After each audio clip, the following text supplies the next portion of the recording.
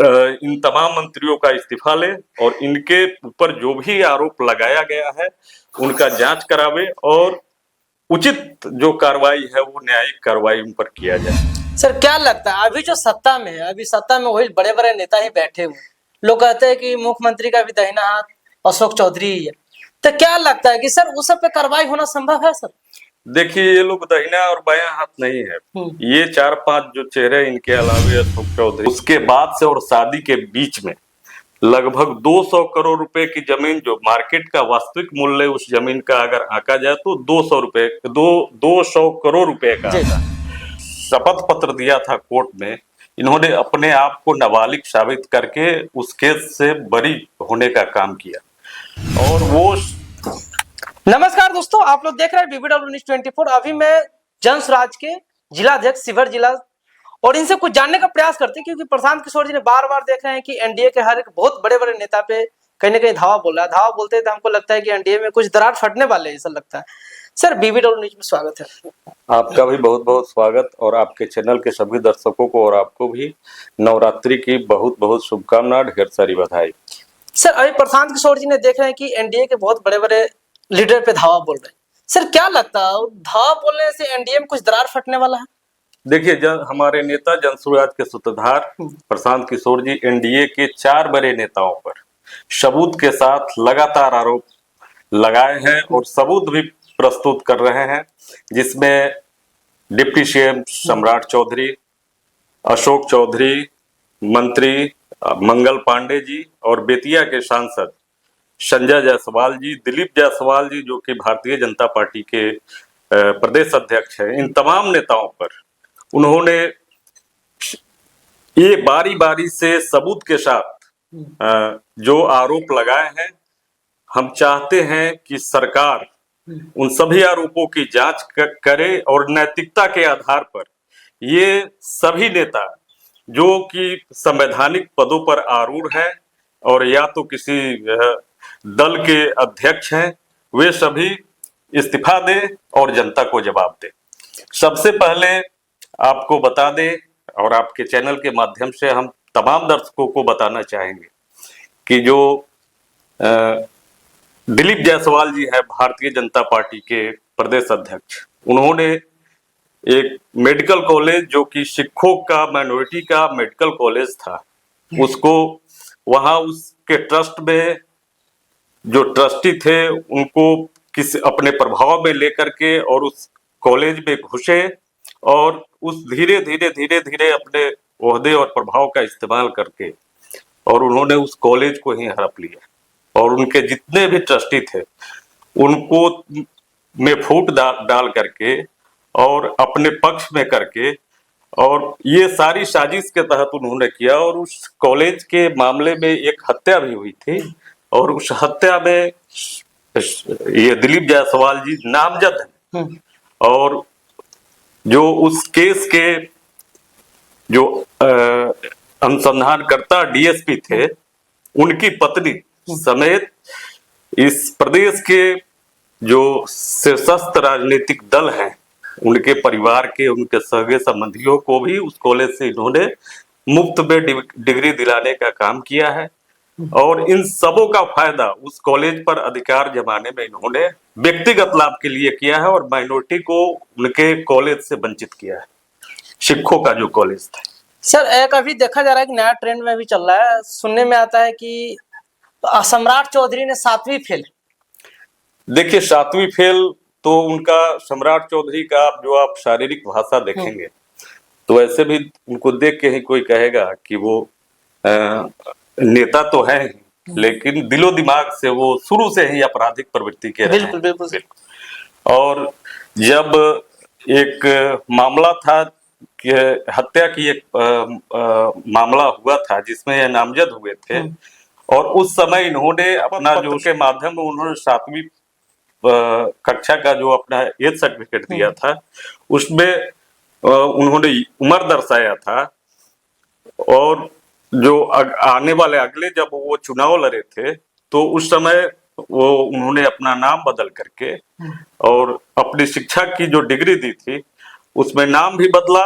और वो डिग्री जो उस समय 7वीं पास की दी थी, उसके बाद कब उन्होंने उच्चतर शिक्षा हासिल की, इसके संबंध में वो सीधे कहते हैं कि हम कौन कैलिफोर्निया या कहीं के PhD करके। विश्वविद्यालय से, विदेश के विश्वविद्यालय से हमने मानद उपाधि प्राप्त की है, पीएचडी की। तो वो एक उनका क्या कहिए, हमको लगता है कि वैसे लोग जो कि शुरू से आपराधिक चरित्र और प्रवृत्ति के रहे हैं, वे तो इसी तरह से जालसाजी करके अपनी डिग्री भी दिखाए हैं लोगों को, और अपना उम्र तो छुपाया ही है। बिल्कुल। हमारे जब नेता कहते हैं कि वो 7वीं पास नहीं कर पाए हैं, तो उनको दिखाना चाहिए कि उन्होंने कब मैट्रिक किया, कब इंटर किया, किस विश्वविद्यालय से उन्होंने यहाँ स्नातक की डिग्री ली, स्नातकोत्तर की डिग्री ली। मानद उपाधि तो वहां बाद की बात है। अगर सही में वो डॉक्टरेट किए थे, उनको उपाधि मिली थी, तो उसके पहले उन्होंने जितनी पढ़ाई की थी उसको जनता के समक्ष उनको प्रमाण के साथ रखना चाहिए, और नहीं तो यह माना जाएगा कि सही में वो 7वीं पास ही है। सर एक और बीजेपी के बहुत बड़े सांसद है, अब बहुत दिन से है अभी सांसद में, बेतिया का संजय जायसवाल, उनको पर सर तेल चोरी का बहुत बड़ा आरोप लगा है। देखिए, माननीय सांसद बेतिया जो संजय जायसवाल जी, उन पर तो पूरे प्रमाण के साथ कि उन्होंने अपने पेट्रोल पंप से जो तेल की आपूर्ति सरकारी कार्यों में की थी, उसका फर्जी बिल बना करके उन्होंने सरकारी राशि का गबन किया है, और हर एक चीज, हर एक बात उन्होंने प्रमाण के साथ जनता के सामने रखा है। तो वो तो बड़े जो नेता है भाजपा के, और जो भाजपा कहती है कि चाल, चरित्र और चेहरे की राजनीति हम बिहार में करते हैं, और हम इन ये तीनों चीज से कोई समझौता नहीं करते हैं, तो पार्टी को भी संज्ञान में लेना चाहिए, भारतीय जनता पार्टी को भी। और ये भी, अगर इनमें नैतिकता बची है संजय जायसवाल जी में, तो उनको फिर जनता के, अगर हमारे नेता इन तमाम मुद्दों को जनता के बीच में प्रेस कॉन्फ्रेंस के माध्यम से रख रहे हैं, तो उनको भी अपने पक्ष में, अपने सफाई में जनता को यह बताना चाहिए था कि नहीं, हमने कोई सरकारी राशि का गबन नहीं किया है, और हमने कोई पेट्रोल की आपूर्ति जो हमारे पेट्रोल पंप के माध्यम से की गई है सरकारी कार्यों में, उसमें किसी तरह की गड़बड़ी नहीं की गई है। ये तो उनको प्रेस कॉन्फ्रेंस करके जनता को बताना चाहिए, अन्यथा ये माना जाएगा कि उन्होंने सरकारी राशि का गबन पेट्रोल पंप के माध्यम से किया है।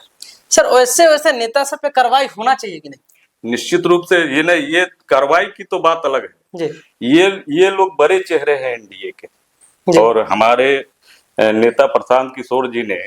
इसके अलावे जो आपको अशोक चौधरी जी के ऊपर जो आरोप लगाया है कि उन्होंने अपने पीए के माध्यम से जो जमीन खरीदी थी, उनमें भी जो राशि का लेन देन हुआ, उसमें भी वो पकड़े गए हैं कि उसमें भी उन्होंने फर्जीवाड़ा किया है, और वो अधिक की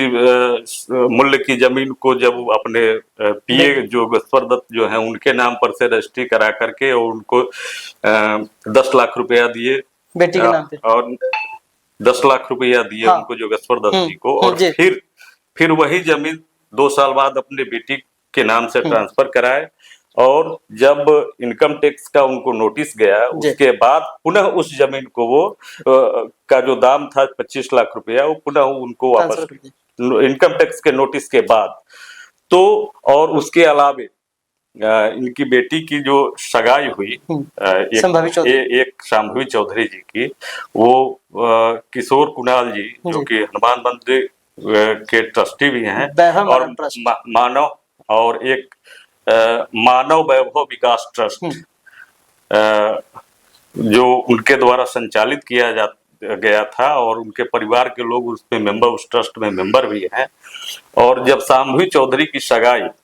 जब हुई, और उस जमीन को इन्होंने कम वैल्यू दिखा करके फिर खरीदा, और ये 200 करोड़ रुपए की जमीन जो वो मानव वैभव विकास ट्रस्ट के माध्यम से इन 2 सालों के भीतर जो खरीदारी हुई, तो क्या उससे पहले इस जमीन को क्यों नहीं खरीदा गया जी? और जब इनकी सगाई हुई इस 2 साल के भीतर ही क्यों इतनी बड़ी खरीदारी हुई, क्या जरूरत थी? ये तो उस ट्रस्ट के जो ट्रस्टी लोग हैं उनको भी सार्वजनिक रूप से इस बातों को रखना चाहिए कि क्या बात हुआ, कि हम इसी पीरियड में हम जब अशोक चौधरी के बेटी से जब शादी हुई और वो क्या अनीता जी है संभवी चौधरी। सर नहीं, अनीता जी नाम है इनका, किशोर कुमार जी के पत्नी। अच्छा हाँ, अनीता, अनीता दत्त की अनीता जी, तो वो भी उस ट्रस्ट में मेंबर है और उनके लड़के से शादी ठीक होती है संभवी चौधरी जी की, और फिर उस ट्रस्ट के माध्यम से इतने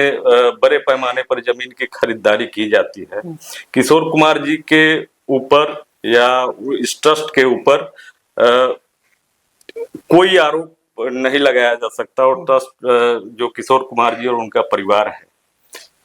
उनके ईमानदारी पर और उनके किसी भी ट्रस्ट के पर हम लोग आरोप नहीं लगा रहे हैं। लेकिन जब इनसे रिश्तेदारी ठीक हुई, शांभवी चौधरी की सगाई जब वहां हुई, तो फिर ये अचानक से क्यों 200 करोड़ रुपए की जमीन किस परिस्थिति में खरीदी गई, इन तमाम मुद्दों पर उस ट्रस्ट के जो ट्रस्टी हैं उनको भी जनता के बीच में बात रखना चाहिए। और ये सारा एक नैतिकता का बात जब जहां तक आएगा, तो जितने भी नेता जिनके ऊपर सबूत के साथ हमारे जन स्वराज के सूत्रधार और हम लोगों के नेता जनता के सामने में प्रेस कॉन्फ्रेंस करके अपनी बातों को रख रहे हैं, तो या तो वो जनता में सफाई दे जी। दूसरी बात कि जब नीतीश कुमार जी न्याय के साथ विकास और जीरो टॉलरेंस की बात जब वो करते हैं, तो जब इतने सारे सबूत के साथ उनके साथ सामने जब सारी बातें रखी गई है जनता के सामने, तो उनको स्वतः संज्ञान लेना चाहिए। और जितने भी भ्रष्ट नेता उनके एनडीए के हैं, जिन पर हम लोग के पार्टी के तरफ से, नेता के तरफ से, हम लोगों के तरफ से जब ये बातें रखी जा रही हैं जनता के बीच में, तो या तो ये नेता नैतिकता के आधार पर स्वयं इस्तीफा दे, और नहीं तो जो मुख्यमंत्री थोड़े बात पर, एक समय था जब बात आई, भ्रष्टाचार की बात आई थी, तो यही नीतीश कुमार जी हैं जिन्होंने 7 मंत्रियों का इस्तीफा अपने कैबिनेट के मंत्रियों का इस्तीफा लिया था। और भ्रष्टाचार के मुद्दे पर ही उन्होंने एक बार जब महागठबंधन की सरकार में जब वो थे,